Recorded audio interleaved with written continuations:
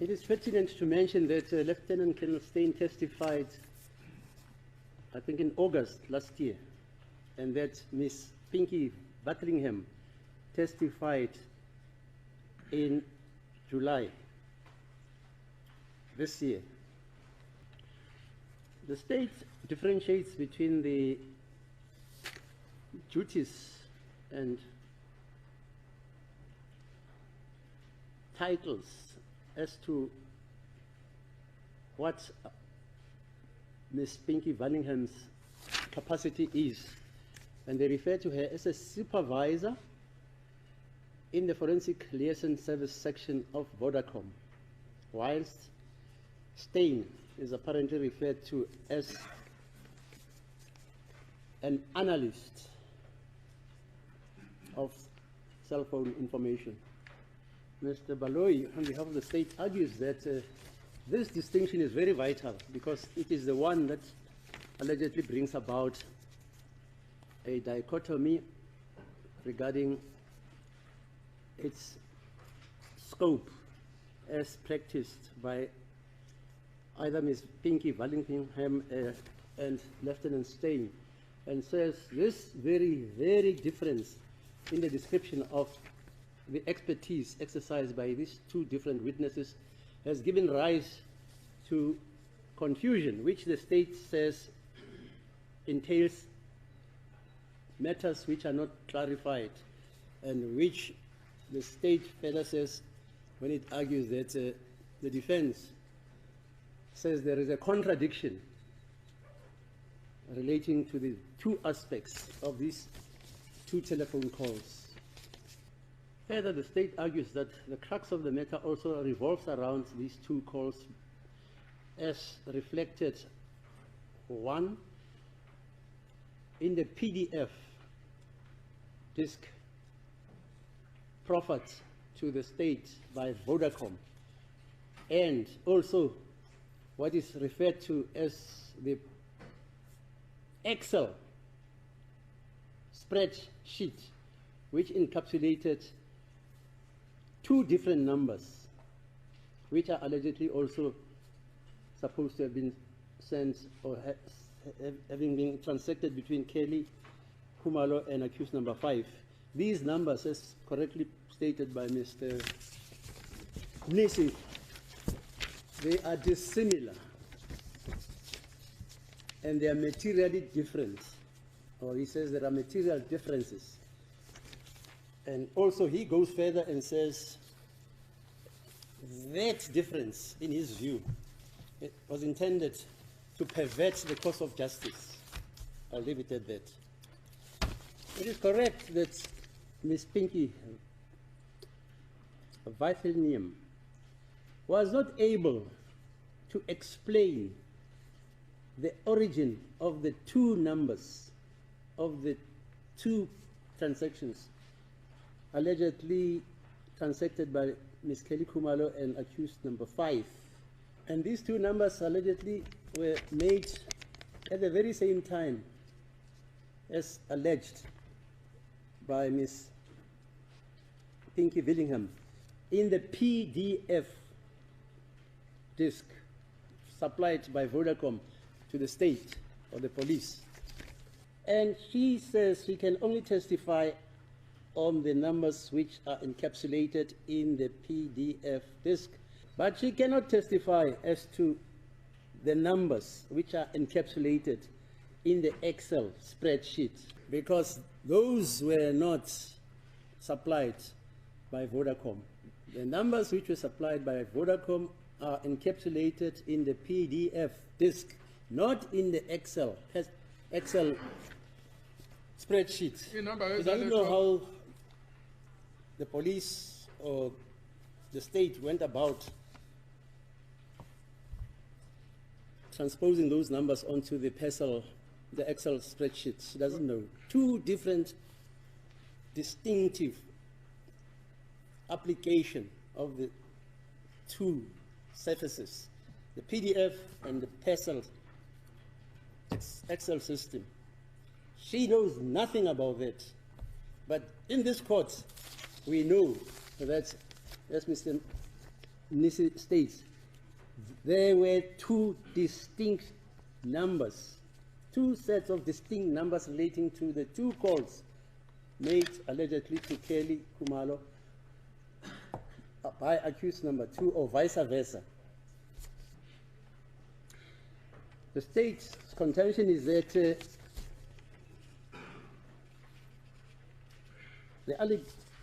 not the allegation, the statements made by Advocate Nisi to the effect that there was fraud, there was uttering, defeating the ends of justice, or plain language, criminal activity intended to mislead this court and intended to pervert the course of justice, and consequently that charges would be laid or a complaint would be laid against even Pinky Wilthingham.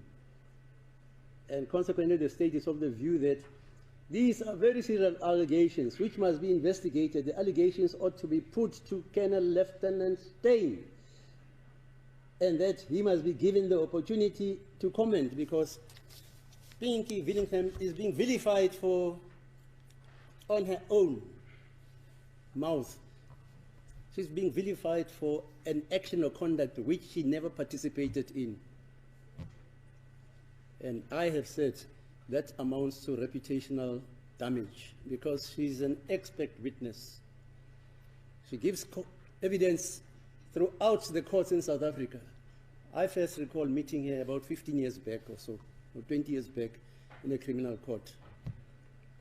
So I agree with the state when they say Steyn must come and account, because Willingham can't be Further, the state's contention is that this application is brought in order for Lieutenant Colonel Steyn to come and clarify the nature of these two calls that accused number 5 allegedly is said to have made to Ms. Kelly Khumalo, that is, as to whether these calls were made using data or internet, or whether they formed part of incoming or outgoing calls regarding AMA data. And this court is also baffled, I can tell you that, by the evidence given by Colonel Steyn, because this is what he says under cross-examination by Ms. Mshololo on the question as to how did he establish that the various numbers that he mentioned in his affidavit are being associated with accused number 5. And this is what he said: that is correct, but also I can also mention, after I received the information from Brigadier Gnanda, I throw it into the I throw it into the AMB notebook database, and then the linkages come with the section 205s and the cell phone downloads. That's how he explains it. To me, it's baffling. And he never explained how he goes about this. It's like asking a Michelin chef in France, Paris, how does he prepare duck? And then he says, I throw it. I received the information from Brigadier Ginanda. I threw it into the AMB notebook database, and then the linkages come with the section 205s and the cell phones downwards. That is explanation. I don't understand that Gabriel book. I don't. So all the state says wants to happen is that Lieutenant Steyn must come and clarify the issue of the two calls, not to give new evidence. That's how I understand the application. And not to correct his evidence, to clarify his evidence. That's how the application is couched. So the state says it is essential to recall Lieutenant Steyn in order to clarify this aspect so that the truth can be determined in order for the court to arrive at a just decision of the case. Okay, that is the gist of the application. Now, Ms. Mchololos and the other counsel, if I'm correct, we try to define what are the duties of this court if it is approached or persuaded by a litigant, either the state or the defense, to say that because the court did not mero moto invoke 167, section 167, which I'll just read, and 186. I did not. I was entertaining an application. Now, this is what 167 says. The court may examine witnesses or persons in attendance. I'll just read it. The court may, at any stage of criminal proceedings, at any stage, meaning even at this stage, even though I never invoked it. This is what I understand it to mean. The court may, at any stage of criminal proceedings, meaning even during an application, like this one, examine any person other than the accused who has been subpoenaed to attend such proceedings or who is in attendance at such proceedings, and may recall and re-examine any person, including an accused, already examined at the proceedings, and the court shall examine or recall and re-examine the person concerned if his evidence appears to the court essential to the just decision of the case. And 186 says this, so that we keep that also in mind. Section 186 says the court may subpoena witnesses. The court may, at any stage of criminal proceedings, subpoena or cause to be subpoenaed any person as a witness at such proceedings, and the court shall so subpoena a witness or so cause a witness to be subpoenaed if the evidence of such witness appears to the court essential to the just decision of the court. Mr. Baloyi calls this application of his a rule of practice, because according to him, it's not encapsulated as an application brought in terms of section 167 or 186. I quote Du Toit and De Jager in their famous commentary on the Criminal Procedure Act. At page 2-95, under section dealing with section 166, this is what the learned authors say. Recall for cross-examination. The right of the defense to recall a state witness for further cross-examination as part of a right to a fair trial was considered in S versus Rautenberg, 2014, 1 SACR, Johannesburg High Court, where the counsel wished to recall a witness because he had forgotten or had failed to put to a witness crucial aspects of an accused version for comment. This application was vigorously opposed by the state because, according to the state, the counsel's explanation for not having put these crucial aspects to the state witnesses regarding the accused version, the state held that they were not entirely satisfactory. But despite this, the court allowed the witness to be recalled. Bear in mind that I said cross-examination. But what Mr. Baloyi wants to do is to recall a witness for clarification. And how do you clarify? It has to be an evidential phenomenon. It's got to talk about how he clarifies it. And a witness can either be called to testify, and then after he has testified, he is cross-examined, and after he's cross-examined, he can be re-examined So logic tells you that this case of S versus Rautenberg 2014 is applicable here. 1 SACR GSK. It is by my brother and I dare say friend, Judge Bashir Vali. He was handling this case which regarded an accused who was charged with the murder of about 2 or 3 persons. He convicted this guy, and this matter was taken on appeal in Joburg, and I had the privilege of leading the bench, 3 bench. We upheld him, and they took us to the SCA, and the SCA upheld us. But this is what the learned judge has to say regarding cross-examination and examination and the recalling of witnesses. He says, recalling of a witness for cross-examination by accused counsel,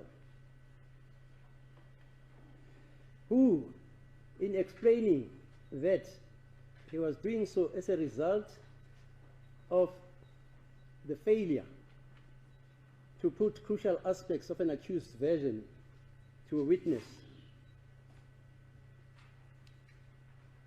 And he said, the learned judge, the right to a fair trial determined and demanded the recall of a witness despite the unsatisfactory explanation given by his counsel. And he says, this is so because the right to a fair trial is absolute and indivisible.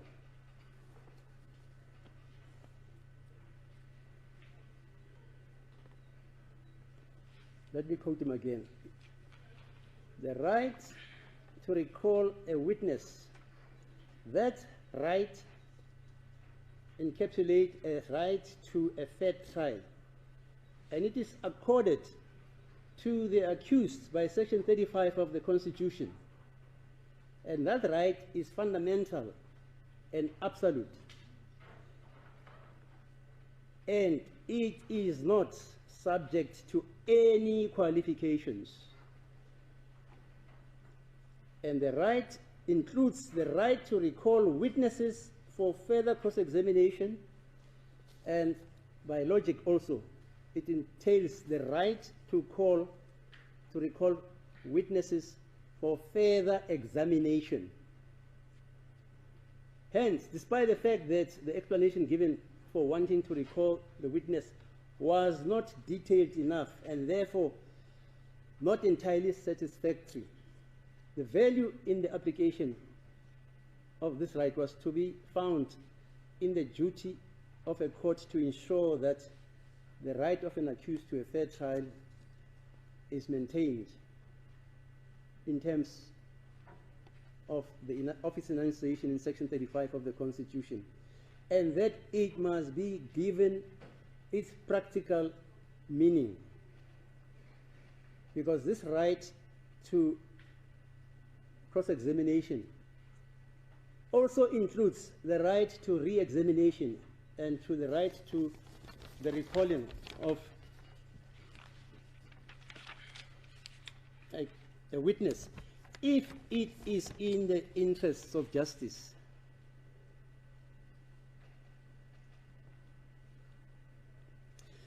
And also this right to a fair trial includes a right to clarification.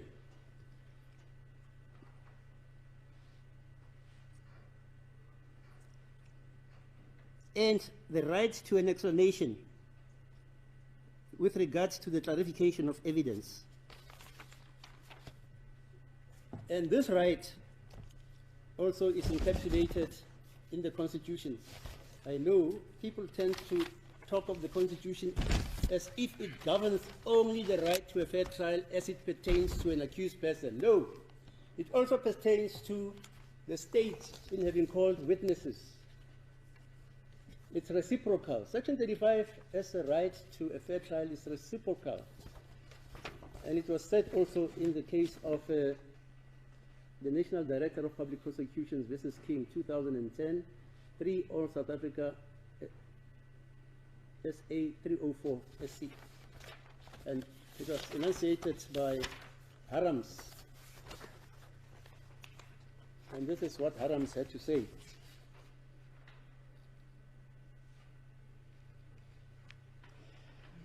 He says the question, this is on paragraph 41. He says, it is well to remind oneself at the outset of a number of basic principles in approaching the matter. The Constitution calls for a generous interpretation in order to give effect to the fundamental rights and freedoms which it creates. The right to a fair trial is by virtue of the introductory words of Section 35(3) of the Bill of Rights broader than those rights specifically conferred by the fair trial guarantee therein, and embraces a concept of substantive fairness that is not to be equated with what might have passed muster in the past. This does not mean that all existing principles of law have to be jettisoned, nor does it mean that one can attach to the concept of a fair trial any meaning, whatever one wishes to attach the meaning to it.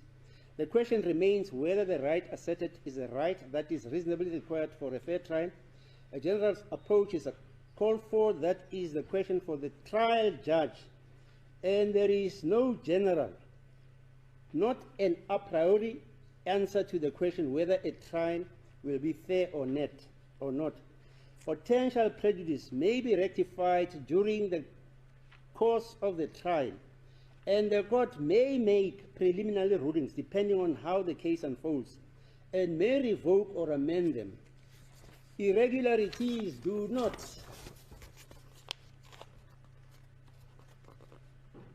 therefore dictate that there is such a thing as perfect justice, which is a system where an accused person should be shown every scintilla of information that might be useful to his defense, and discovery in a criminal case must always be compromised. Fairness is not a one-way street conferring an unlimited right to an accused to demand the most favorable possible treatment, but fairness also requires that the public should also be represented and be treated with fairness. It is represented by the state, obviously. This does not mean that the accused's rights should be subordinated to the public's interest in the protection and suppression of crime. However, the purpose of a fair trial provision is not to make it impractical to conduct a prosecution. The fair trial right does not mean a predilection for technical niceties and ingenious legal stratagems. Because after all, this is a court of law where justice must be seen to be done. Further,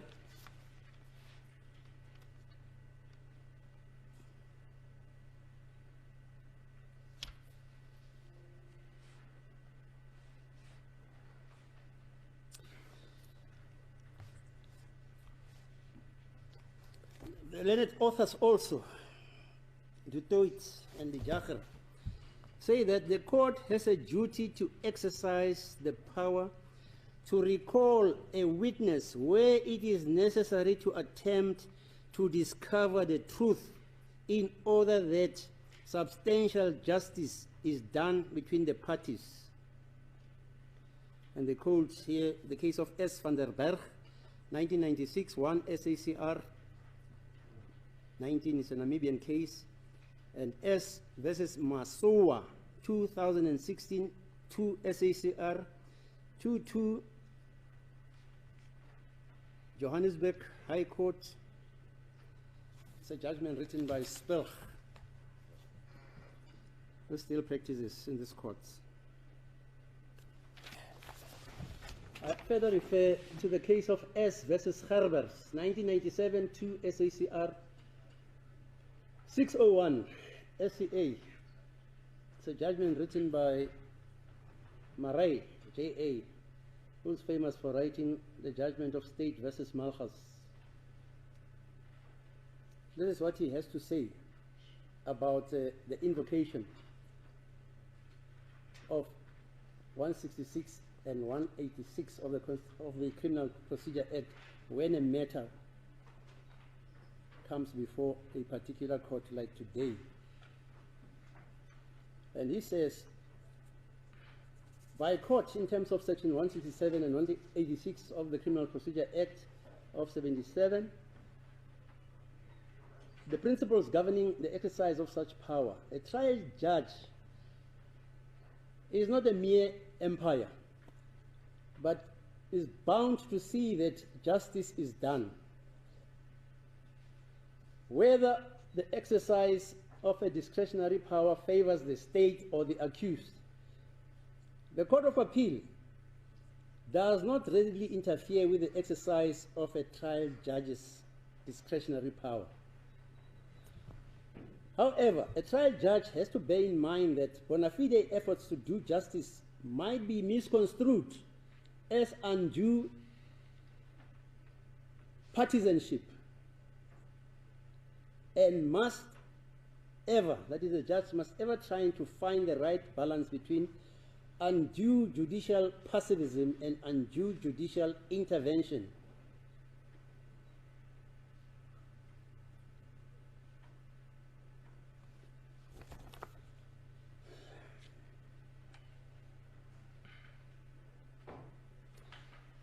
The basic principles which govern the discretion of a judge under 167 and 186 of the Criminal Procedure Act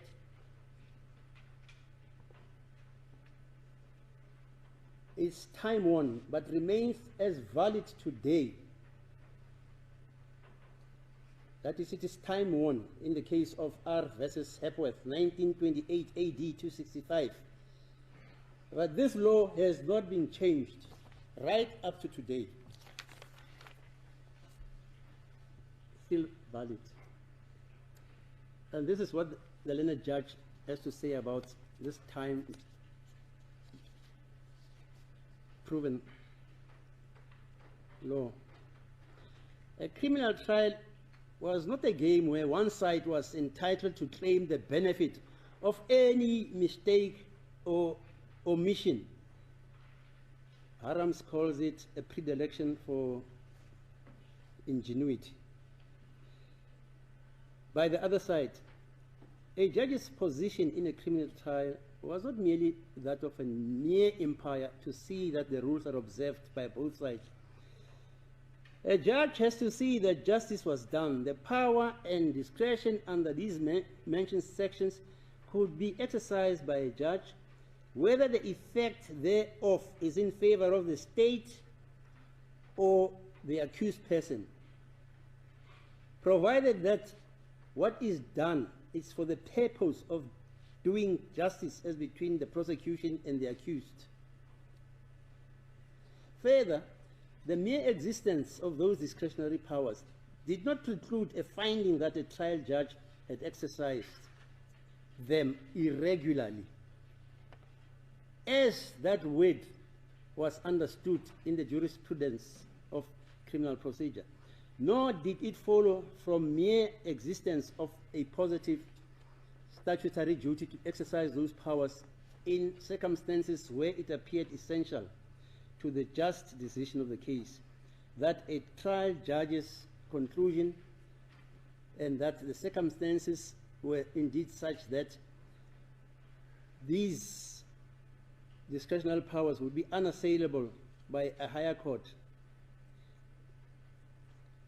But basically what they are saying, once a judge has exercised this discretion, all he has got to do is to exercise a judicial discretion. Whether he's right or wrong, that's another story. That's why they say it would not be unassailable by a higher court, and that no matter what the circumstances might have been, his carrying out of what he perceived to be his duty could never constitute an irregularity. It's not me saying that. You can read this case.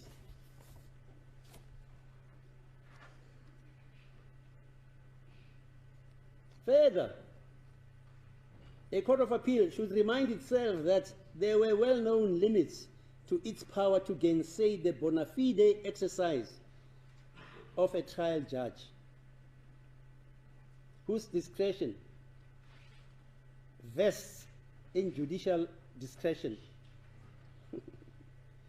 With regard to the conclusion of a trial, that it was his duty bound, he was duty bound to exercise the powers under consideration.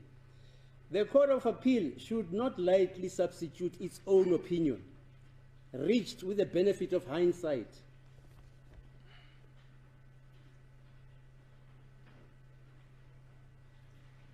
And the learned court also says that there is obviously a potential tension between the need to fulfill the role of a judicial officer, as described in Hepworth's case, and the need to avoid conduct which was irregular and resulted in the failure of justice. Nevertheless, it remains incumbent upon all judicial officers constantly to bear in mind that their bona fide efforts to do justice might be misconstrued by one or other of the parties as undue partisanship, and that, difficult as it might sometimes be to find the right balance between undue judicial pessimism and undue judicial intervention, they have ever to strive to do that.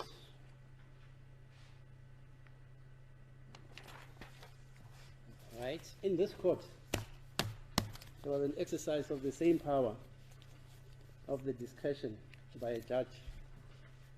My brother Motata was involved in that case. I'll read it. Sorry, it's a written. Maybe some of us know that case, but this is what was said in that case.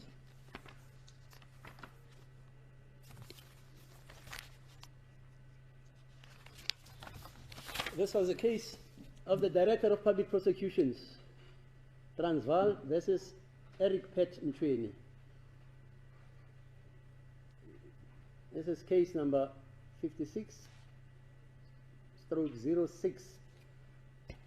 It was heard in this court, in this SCA by Judges Falam, Klute and Lewis.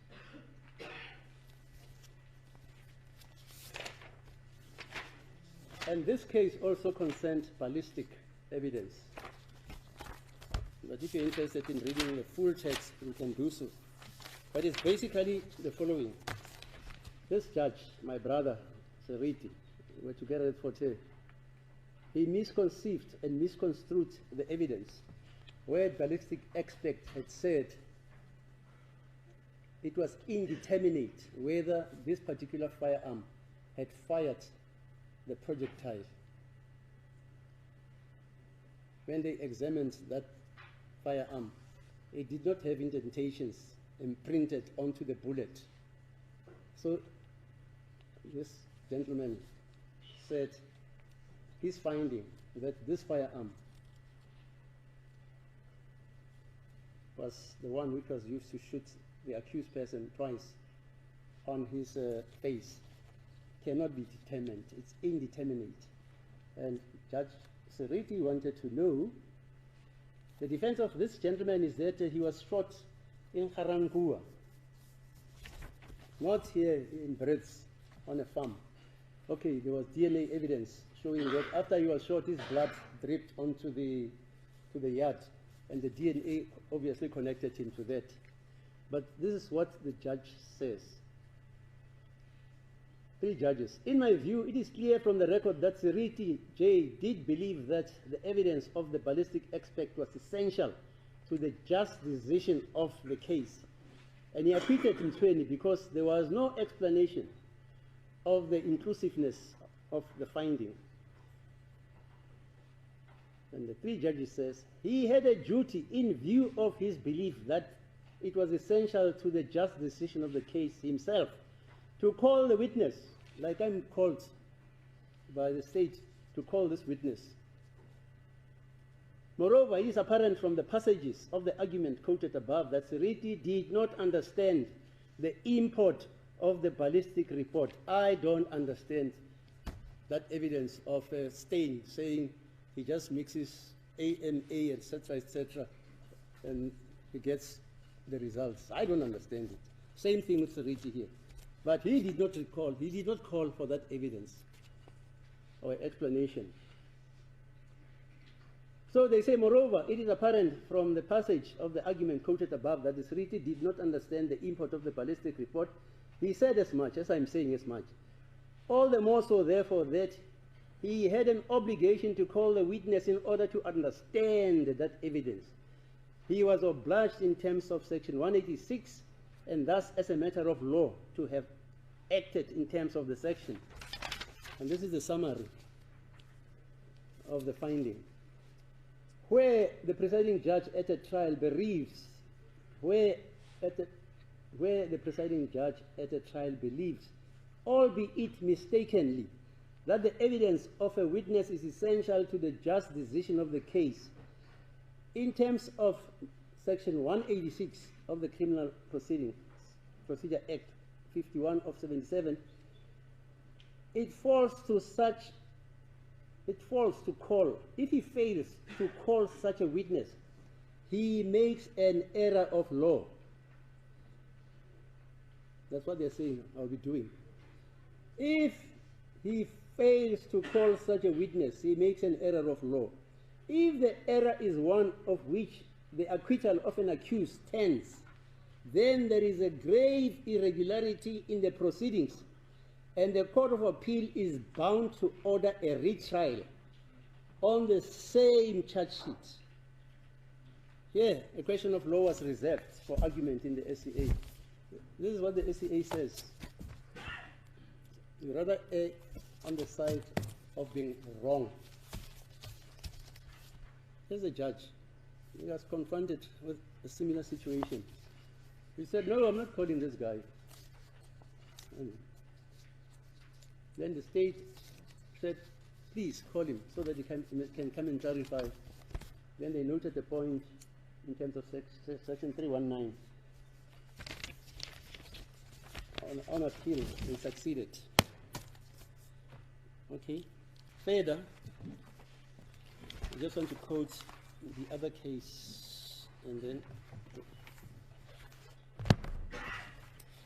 yeah, in the case of S versus Ngobo, 1999, 3 Constitutional Court, well, then they called it BCLR 298, but it was a Constitutional Court decision. It says, section 186, envisages, in plain language, a partly inquisitorial approach. The court has a duty to exercise the power where it is necessary to attempt to discover the truth in order that justice be done between the prosecutor and the accused, so long as the questioning remains within the bounds stated in the case of S versus Roll, 1982-1.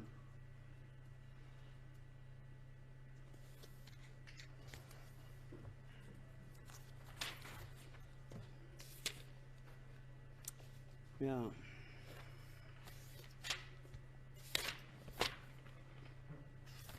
Sorry, let's just do the last case now.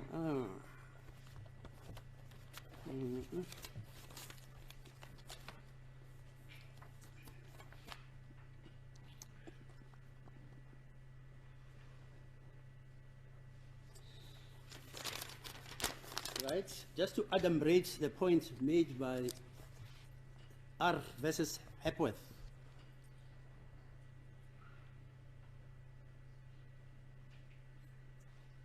In this case, after the learned judges had quoted the case of R versus Hepworth,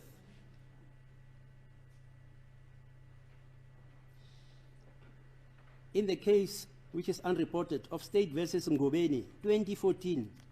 It says SCA case. It's unreported, but it is case number 741/13. It was heard on the 2nd of May, 2014. Busielo J.A., who was my article clerk in 1982, in a dissenting judgment, accepted the dictum of Kerr Lewis J.A. in Hepworth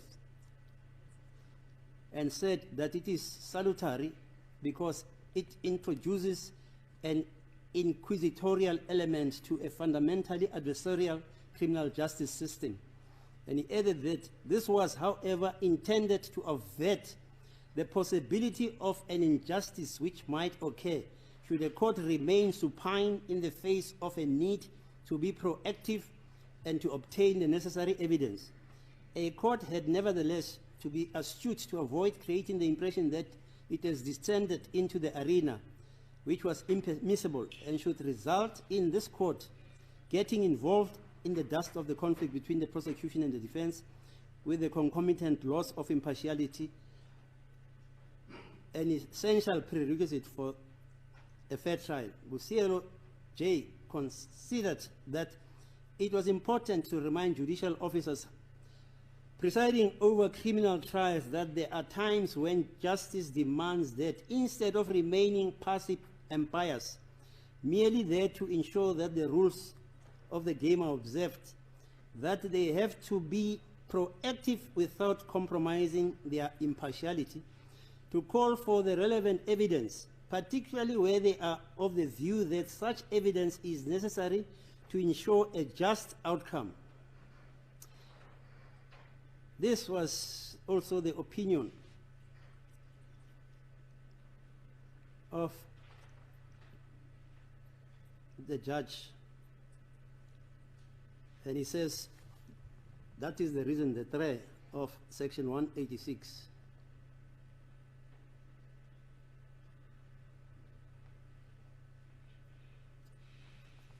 So all the authorities are saying to me, you have listened, they're saying to me, I don't have to be supine.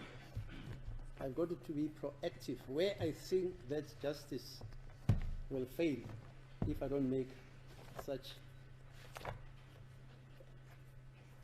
I don't entertain such an application. They are actually saying, I will be committing an irregularity. It's not me saying that. 5 judges of the SCA quoted to the case of Mchweni. So it's settled law that if it is within the reasons of logic, there is an argument between the state and the defense regarding whether evidence has to be corrected or clarified, or evidence in the administration of justice can never ever happen. They say the judge should err on the side of the application.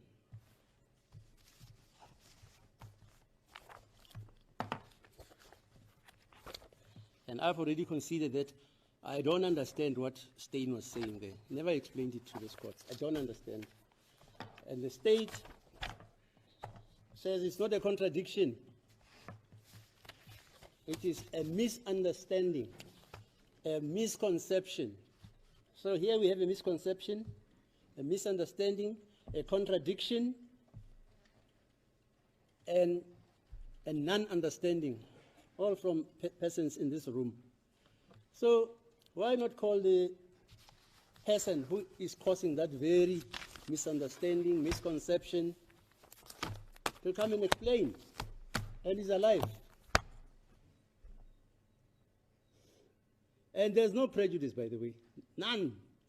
When he comes here and perjures himself, this court can even charge him with perjury, Steyn. If he comes here and perjures himself, there are criminal consequences. But it doesn't matter which way he comes and testify.